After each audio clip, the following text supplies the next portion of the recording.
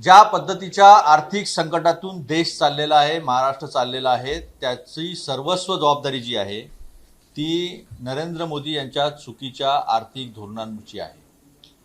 जे काही इराणमध्ये आखातात युद्ध सुरू आहे, इराण आणि अमेरिकेमध्ये, ते युद्ध म्हणजे it is a last nail in the coffin. शेवटला खेळा आहे तो त्या शवपेटीचा. त्याच्यामुळे येणाऱ्या काळामध्ये फार मोठ्या संकटाला देशाला पुढे जावं लागणार. फार मोठी किंमत वाढ जी आहे ती सगळ्याच गोष्टींमध्ये होणार आहे. आज जे काही माध्यमांमधनं येत आहे की पेट्रोल डिझेलचे भाव वाढतात आहे, हे एवढं असंच नाही तर दुधाचं असेल, खाण्याचं तेल असेल, सगळ्या गोष्टींच्याच किमती ज्या आहे त्या मोठ्या प्रमाणावर वाढत आहे. या सरकारने, नरेंद्र मोदींनी असं भावनिक भाषण करून, जसं काही फक्त या सगळ्या युद्धामुळे झालं आणि या युद्धामुळेच सगळ्या किमती वाढतात आहे, अशा पद्धतीचं चित्र निर्माण करून देशाला त्यागाची भावना निर्माण करण्यास सांगितली, त्याग करण्यास सांगितला. ते सर्व ठीक आहे, पण वास्तविक परिस्थिती आज आपल्या माध्यमातून मी जनतेच्या पुढे मांडू इच्छितो. बॅलन्स ऑफ पेमेंट म्हणजे आपला आयात निर्यात जो आहे तो यांना 144 महिन्यापासून यांची सत्ता आहे, त्यापैकी 140 महिने हा निगेटिव्ह राहिलेला आहे. आणि सर्वात महत्त्वाचं म्हणजे चीनच्या बाबतीमध्ये जे दाखवला होता कणा वगैरे काय आहे ते आम्ही ॲक्शन घेतली, फक्त ॲप बंद केले होते. आजची परिस्थिती अशी आहे की कधी नव्हते ते, न भूतो न भविष्यती, $112 बिलियन निगेटिव्ह व्यापार. म्हणजे आपण त्यांच्याकडनं आयात जास्त करतो आणि निर्यात आपण कमी करतो. त्याची किंमत $112 बिलियन एवढा हा व्यवसाय जो आहे तो निगेटिव्ह आहे, सगळीकडेच आहे तो. फक्त आपला जो काही सकारात्मक व्यापार शेष होता तो अमेरिकेसोबत होता. तो आता कदाचित एप्स्टीन फाईल्समुळे आणि जे काही आता अदानींना सूट मिळते आहे त्याच्या बदल्यात या देशातल्या शेतकऱ्यांचा, सामान्य छोट्या मोठ्या व्यापाऱ्यांचा बळी जो आहे तो नरेंद्र मोदींनी दिलेला आहे. आपला एकूण आयात निर्यात व्यापार हा $700 बिलियन आहे. त्यापैकी $500 बिलियन व्यापार जो आहे तो अमेरिकेसोबत करायचा आहे आणि तो आता इथून पुढे जो आहे तो आपल्याला निगेटिव्ह झाल्याशिवाय राहणार नाही. दुसरी गोष्ट, रुपयाची किंमत का बरं सातत्यानं पडत आहे? ती काय आज पडत आहे का? 2014 साली जेव्हा यांच्या हातात सरकार दिलं तेव्हा $58 होतं आणि त्याच्यानंतर सुदैवानं कच्च्या तेलाच्या किमती ज्या आहेत त्या $30 खाली आल्या. UPA म्हणजे काँग्रेसच्या सरकारच्या काळात $147 होतं. यांच्या हातात सरकार दिलं तेव्हा $112 होतं. आज $110 घाम निघाला यांचा. $110. आम्ही $147 सुद्धा ₹72 पेट्रोल, ₹58 डिझेल हे देत होतो आणि गॅस सिलेंडर हे ₹412 मिळत होतं. यांनी सांगितलं होतं मोदी सरकार आल्यावर ₹35 पेट्रोल देऊ, ₹200 गॅस सिलेंडर देऊ. आज गॅस सिलेंडर सुद्धा ₹1000 वरती बऱ्याच ठिकाणी गेलेला आपण पाहतो आहे. याचं कारण असं आहे की शेअर मार्केटमधनं इन्स्टिट्यूशनल इन्व्हेस्टर जे आहे ते मोठ्या प्रमाणावर इथून डॉलर परत घेऊन चाललेले आहे. गंगाजळीतले, विदेशी गंगाजळीतले डॉलर विकून विकून विकून विकून अनेक दिवस प्रयत्न केल्यानंतर सुद्धा आज डॉलर हा 95 क्रॉस करून 96 जवळ आलेला आहे. लवकरच हा 100च्या वरती गेल्याशिवाय राहणार नाही, अशी परिस्थिती आज निर्माण झालेली आहे. काही दिवसापूर्वी सगळ्यात कमी परफॉर्म करणारी करन्सी म्हणून आशियातली भारताचा आपला रुपया होता. 36% घसरण झालेली आहे, ती 40% गेलेली आहे. आज जगामध्ये सर्वात कमी किंमत असलेला, सर्वात जास्त घसरण झालेला कुठलं चलन असेल तर त्याचं नाव आहे रुपया. आणि हे सगळे जे धोरणं जे आहे हे धोरणं नरेंद्र मोदींच्या काळातले झालेले आहे. आता आपण पाहिलं असेल की यांचा make in India fail, manufacturing sector fail. आणि मॅन्युफॅक्चरिंग सेक्टर आणि मेक इन इंडिया फेल होण्याचं कारणच आहे की आपली आयात जी आहे ती मोठ्या प्रमाणावर वाढलेली आहे आणि सगळे चुकीचे निर्णय घेण्याचं काम. आता सांगितलं लोकांना सोनं विकत घेऊ नका. 3.5 करोड लोक याच्यावर रोजगारावर अवलंबून आहे. त्यांचा काहीच विचार केला नाही. दुसरी कुठली आपली नीती आणता येतात का, ETF ट्रान्सफर करता येतं का, काहीच नाही. सरळ सरळ सांगून दिलं. पण त्याच्यानंतरही जे भाषण झालं त्याच्यानंतरही ₹119, 190 पैसे हा रुपया जो आहे तो पुन्हा खाली पडलेला आहे. आता आपण पाहिलं असेल की 2015 साली म्हणजे जेवढं सांगितलं की 5 वर्षामध्ये शेतकऱ्याचं उत्पन्न डबल करू, 2022 पर्यंत सगळ्यांना घरं मिळून जाईल, अशा अनेक घोषणा केल्या. त्यापैकी एक घोषणा होती 2015 साली जी केली होती ती ऑइल प्रोडक्शन जे आहे, ऑइलची जी गरज आहे बाहेरून विकत घेण्याची ती आपण कमी करू, ऑइल प्रोडक्शन वाढवू आणि 67% जी गरज आहे ती खाली आणू. काँग्रेसच्या काळामध्ये 88% 2004 साली 2014पर्यंत 77% आपण गरज खाली आणलेली होती, आपलं प्रोडक्शन वाढवलेलं होतं. यांनी तर आता इथेनॉल आणलं. गडकरी साहेबांनी उत्तर द्यावं. गडकरी साहेब म्हणले होते 15 रुपयामध्ये आम्ही पेट्रोल देऊ तुम्हाला, अशा पद्धतीचं इथेनॉल देऊ की तुम्हाला सारखा ॲव्हरेज मिळेल.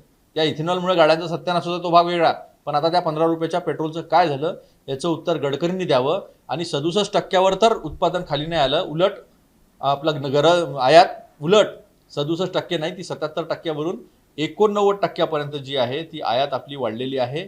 आणि त्याचा सुद्धा परिणाम एकत्रित, एक तर आयात वाढली, कच्च्या तेलाच्या किमती वाढून राहिलेल्या आहे आणि आपल्या रुपयाची किंमत जी आहे ती सातत्यानं खाली जात आहे. या तिन्हीचा परिणाम जो आहे तो सामान्य माणसाला आता भोगावा लागणार आहे. काही दिवस 78 दिवस लोकांची मजा झाली, निवडणुका असल्यामुळे नरेंद्र मोदी सांगत होते काहीच कमी नाही, काहीच कमी नाही.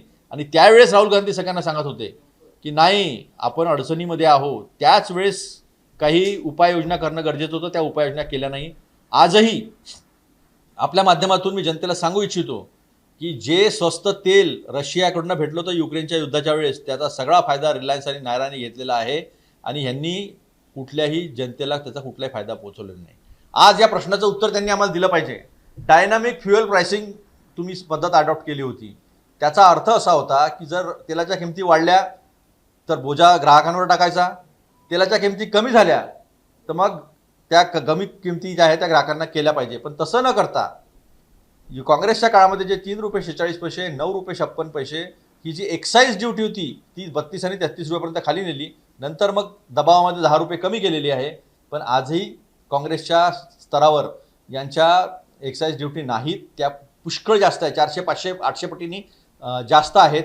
आणि जे गडकरी साहेब सांगतात की मी कोणाकडनं पैसा घेत नाही, मी सरकारकडनं पैसा घेत नाही, मी असेच रस्ते उभारतो, त्यांनी याचं उत्तर द्यावं की तुम्ही 1 रुपया रोड इन्फ्रास्ट्रक्चर सेस UPA काळात असलेला हा 18 रुपयापर्यंत नेला. एवढ्याने तुमचं पोट भरलं नाही तर 2020 सालीच्या बजेटमध्ये नवीन ॲग्रिकल्चर इन्फ्रास्ट्रक्चर सेस हा 2 रुपये आणि 4.5 रुपये लोकांवर लादला आणि लोकांच्या हाडातून रक्त पिलं. तुम्ही 43 लाख कोटी सामान्य माणसाकडनं या काळांमध्ये पैसा काढला कंपन्यांनी आणि सरकारने एक्साईज ड्युटीच्या माध्यमातून. मग आता ते स्क्वेअर ऑफ का करत नाही? आता तुम्ही लोकांना त्याच्यातनं फायदा का देत नाही आणि कंपन्या तोटा का सहन करत नाही एवढा नफा सहन केल्यानंतर? याचं उत्तर सरकारने जे आहे ते जनतेला द्यायचं आहे. जनतेला सातत्यानं मूर्ख बनवणं जे आहे ते योग्य नाही आहे.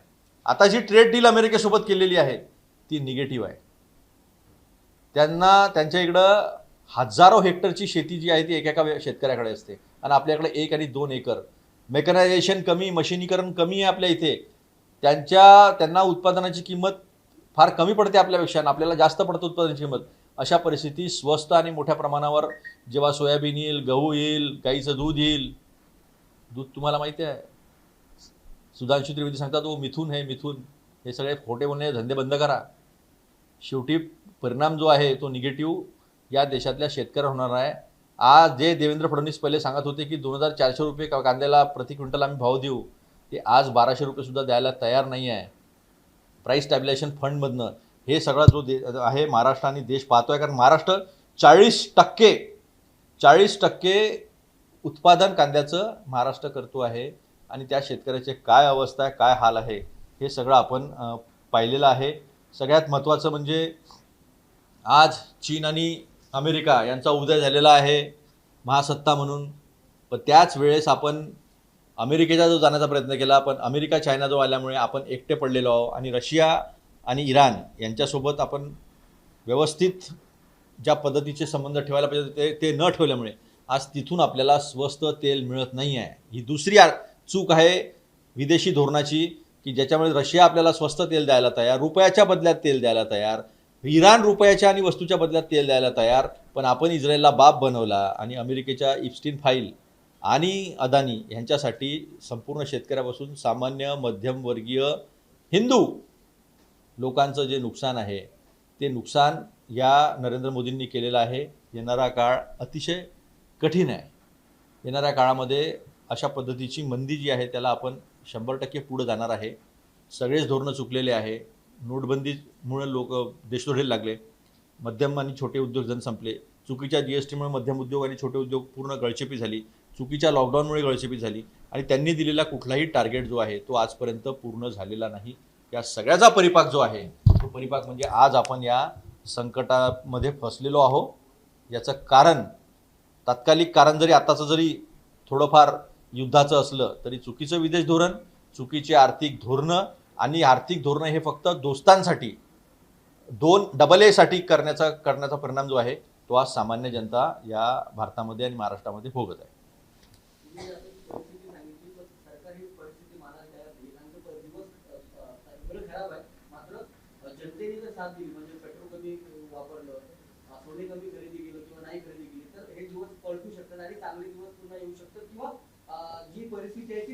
हे लोकांना गुंतवून ठेवण्याचा धंदा आहे.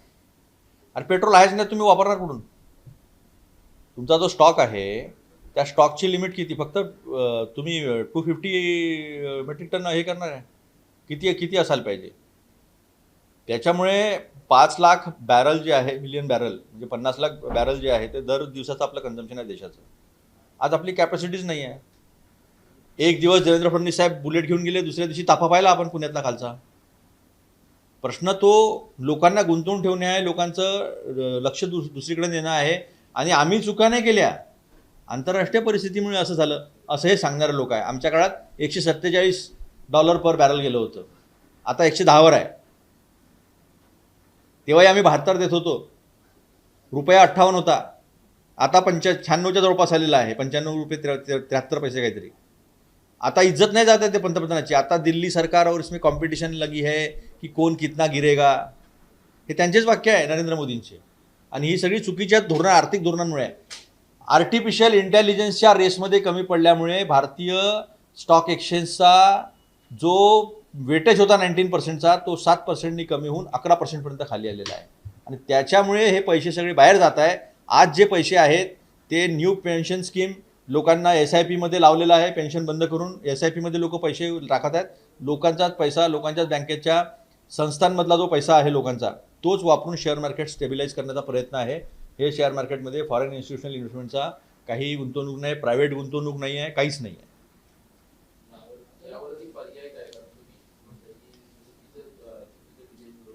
यावरती योग्य ते आर्थिक धोरणं अवलंबले पाहिजे.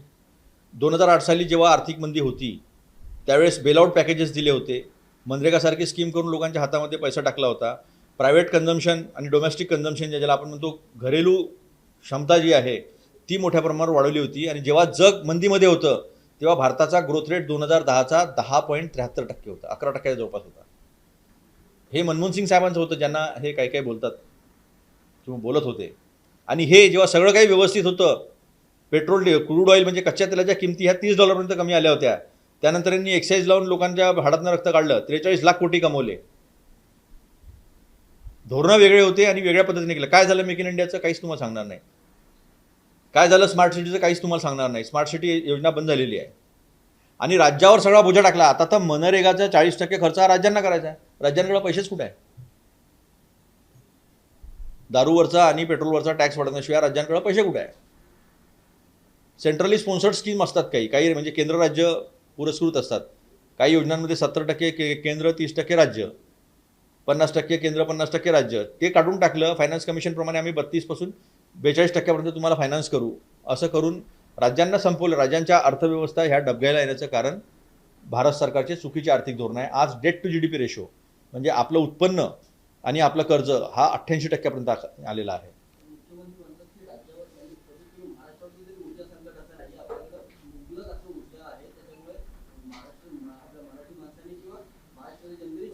त्यांना सांगा आता गटारातही पाणी राहिलं नाही, गॅस कुठून काढायची?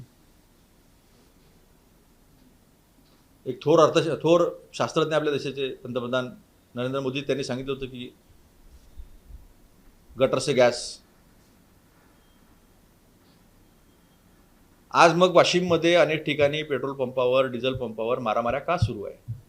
सगळं काही व्यवस्थित आहे, सगळं काही व्यवस्थित आहे, तर मग ह्या मारामाऱ्या, पोलीस बंदोबस्त का सुरू आहे? याचं उत्तर त्यांनी द्यावं.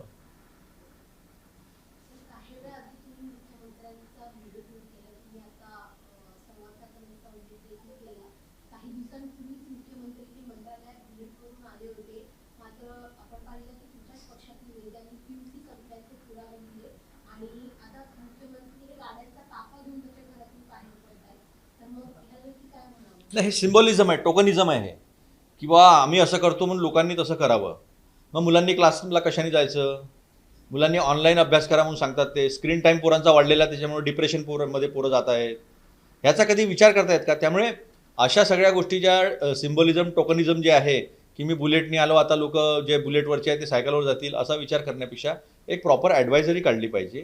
कोणी कोणी कशा पद्धतीने खर्च कमी केला पाहिजे पेट्रोल डिझेलचा, याची ॲडवायझरी काढून त्या पद्धतीनं वागण्याचं काम केलं पाहिजे. जेव्हा काँग्रेसच्या काळामध्ये अशा ॲडवायझरी निघाल्या होत्या, तुम्हाला माहिती आहे की सगळे मोठे नेते हे इकॉनॉमी क्लासने ट्रॅव्हल करायचे. शनिवार रविवार सरकारी वाहन वापरणं बंदी होतं. नंतर मास ट्रान्सपोर्टमध्ये तुम्ही वापर करा हा प्रयत्न केलेला होता. ऑइल बॉन्ड्स जे आहे ते वाढवलेले होते. 1,31,000 कोटीचे ऑइल बॉन्ड्स काढलेले होते, ज्याला हे सांगतात की त्याचं प्रेशर आहे. 1,90,000 कोटीचाच होतं सगळा इंटरेस्ट ऑइल बॉन्डचा. मग तुम्ही 43 लाख कोटी कमवले ना. सगळ्यात तुम्ही ड्युटीज वगैरे सगळ्या वाढून टाकल्या, एक्साईज, नवीन नवीन सेस इंट्रोड्यूस करणे, नवीन टॅक्सेस इंट्रोड्यूस करणे. त्यांनी केलं काय आहे तुम्ही? हे सिम्बॉलिझमनी होणार नाही आहे. ह्याच्यासाठी प्रॉपर प्लॅनिंग आणि प्रॉपर मॅनेजमेंट जे आहे ते करावं लागेल. सगळं काही लोकांनी करायचं आणि यांनी विदेशात निघून जायचं 5 देशाच्या दौऱ्यावर. एकीकडे देश आर्थिक संकटात सापडतो तर दुसरीकडे आपण जर पाहिलं तर देशामध्ये दररोज सरासरी 40 विद्यार्थ्यांच्या आत्महत्या होतात. यामध्ये महाराष्ट्रात सर्वात पुढे पाहायला मिळतोय. कसं पाहताय? नाही, आता असं आहे की नीटचा पेपर फुटला आणि सातत्यानं मागच्या 10 वर्षामध्ये 114 पेक्षा जास्त पेपर फुटी झालेली आहे. आपल्या इथं आपण पाहिलेलं आहे की स्पर्धा परीक्षांचे पेपर कशा पद्धतीनं फुटलेले आहे. मुलं, काही ज्या 4 लोकांनी आत्महत्या केल्या, आणि आता हे जे आत्महत्या तुम्ही सांगतायत, आई वडील जमिनी विकून, सोन्याचे दागिने विकून पोरांना शिकायला पाठवतात, पोराला नोकरी लागेल, चांगल्या ठिकाणी पोरगा पास होईल. हे जेव्हा सगळं भंग होताना दिसतं त्यावेळेस पोरं हताश होऊन आत्महत्या करतात. ह्या आत्महत्या नाही आहे, या सरकारच्या करप्शनमुळे झालेल्या हत्या आहे. आमचा स्पष्ट आरोप आहे, सरकारी हत्या आहे. हिंदी में बताइए कि आज शेयर मार्केट जिस तरीके से गिरा है, 1,000 अंक नीचे गिरा है, इसको कैसे देखते हैं? और सरकार कह रही है सब कुछ ठीक है, थोड़ा लोगों को धैर्य बनाए रखना। नहीं, सरकार का तो कहना है पानी पी के पेट भरो, फिर सब कुछ ठीक है. शेयर मार्केट 1,000 अंक गिरा है. इससे ज़्यादा महत्वपूर्ण है कि हमारा वेटेज जो 19% था वो 11% अब तक आने की वजह से हमारे पास इन्वेस्टमेंट वैसे भी नहीं आ रहा है. सरकार जो शेयर मार्केट जो स्टेबिलाइज थोड़ा सा दिखता था, उसकी वजह थी न्यू पेंशन स्कीम में जो लोगों का पैसा है, LIC में जो अलग अलग लोगों का पैसा है, वो पैसा उधर लगाया जा रहा है. तो वास्तविकता ये है कि ये शेयर मार्केट जो है ये मैनेज है. और आज के परिस्थिति में शेयर मार्केट ये दिखा रहा है कि युद्ध की छाया है. ईरान और अमेरिका का युद्ध फिर से शुरू हो सकता है, तो सारी चीज़ों पे उस पर रोक आएगी. और मुझसे 20% तेल आता है. बाब अलदेब जो दूसरा रेड सी में है, वहाँ पर भी वो भी स्ट्रेट बंद हो सकती है. तो काफ़ी सारे कारण हैं. आज का शेयर मार्केट गिरा, युद्ध का असर है, ये बात तो है.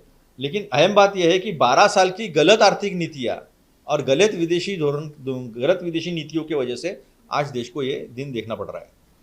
दूसरा सवाल नीट को लेकर के है। नीट में लगातार आज भी पुणे से गिरफ्तारी हुई, पुणे, लातूर, नासिक, इन सब जगहों से, महाराष्ट्र से 6 लोगों की गिरफ्तारी हुई. ये छोटे छोटे मछलियाँ पकड़ने से कुछ नहीं होगा.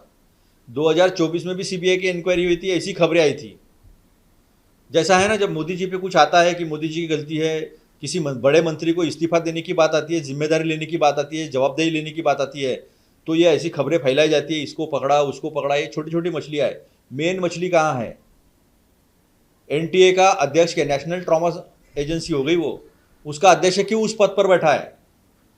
धर्मेंद्र प्रधान का इस्तीफा क्यों नहीं हो रहा है?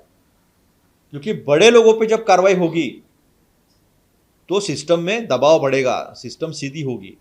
यहाँ तो इस्तीफा देने का सवाल ही नहीं आता. देते ही नहीं है इस्तीफा. ये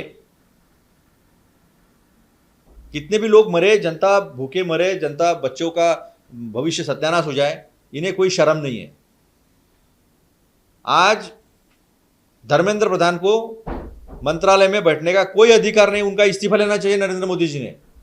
और NTA का जो अध्यक्ष है, वो अध्यक्ष पता है आपको, AI सीमिट का CEO था, जहाँ गलगोटिया यूनिवर्सिटी ने चाइना का कुत्ता हमने बनाया करके दिखाया था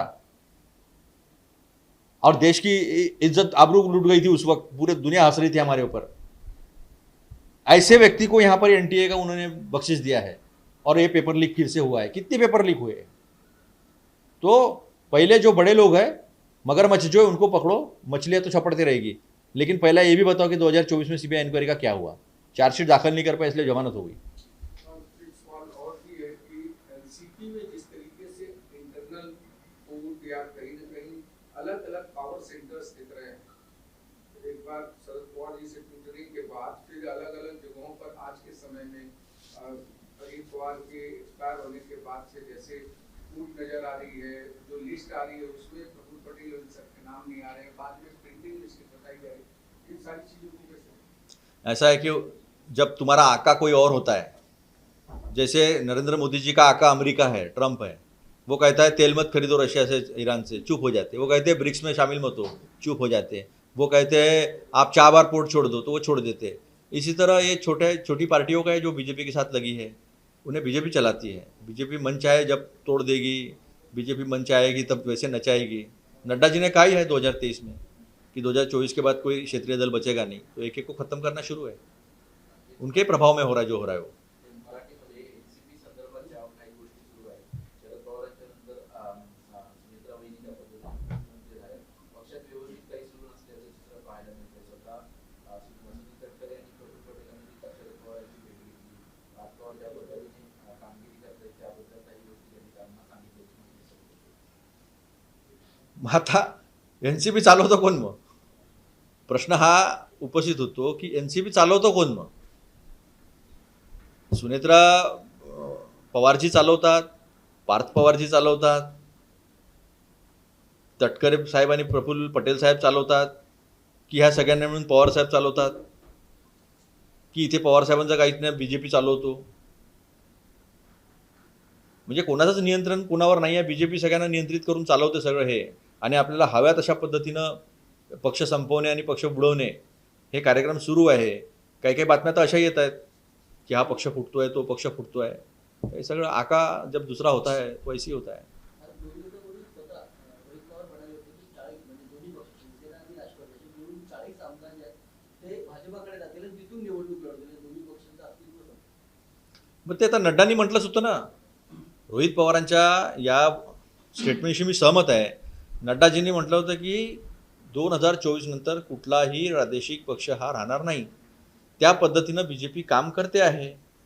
आता कोण कोण ईडी, इन्कम टॅक्स, सीबीआय कोण कोण कोणत्या दबावामध्ये आहे, फंड मिळत नाही ह्या दबावामध्ये कोण आहे, आणि कोणाला बीजेपीमध्ये गेल्याशिवाय शांत झोप येणार नाही आहे, अशा 40 लोकांची यादी रोहित पवारांकडे असावी, माझ्याकडे नाही येते। पण सातत्यानं अशा बातम्या येत असतात की अजितदादा पवारांची राष्ट्रवादी फुटणार आहे, एकनाथ शिंदेंची शिवसेना फुटणार आहे, अशा सातत्यानं बातम्या येत आहेत। आता यांच्यासोबत सत्तेत गेल्यानंतरही फुटणार आहे, म्हणजे चालवतं कोण आहे? ह्या तर कटपुतल्या आहे, हातात दोर कोणाच्या आहे? भाजपच्या आहे। तर विधान परिषदेच्या उमेदवारीकरता विकास आघाडीमध्ये बरीचशी चर्चा झाली आणि जे सहयोगी पक्ष आहेत उद्धव बाळासाहेब ठाकरे